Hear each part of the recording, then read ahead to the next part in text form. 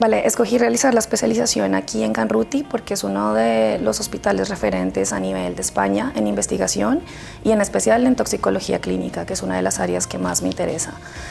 Nuestro jefe de servicio es uno de los que más ha publicado artículos respecto al tema y además cuenta con la colaboración o hace parte del IGTP, que es un centro de investigación, el cual también hace muchas colaboraciones y tiene los medios de investigación y tecnológicos para poder realizarlas. Eso y el ambiente laboral que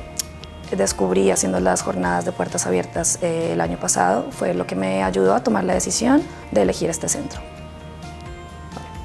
El que més m'ha sorprès del meu servei és la quantitat de projectes que portem a la vegada, tant monitoritzacions com interconsultes, on tenim un contacte molt estret amb la resta d'especialistes de l'hospital, així com farmacovigilància i projectes de recerca independents. Són projectes que no només són molt enriquidors a nivell personal, sinó que també a nivell professional.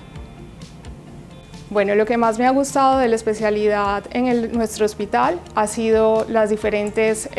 forma en la que está organizada el programa de rotaciones, en el que contamos con rotaciones clínico-asistenciales que nos dan una visión más amplia al momento en el que entramos a nuestro servicio de cara al tratamiento de nuestro paciente.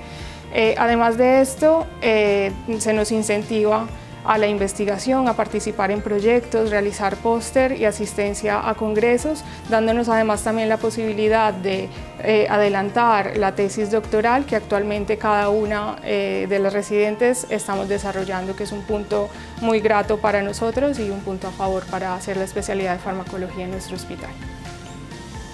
L'ambient de treball és realment excepcional. Des del primer dia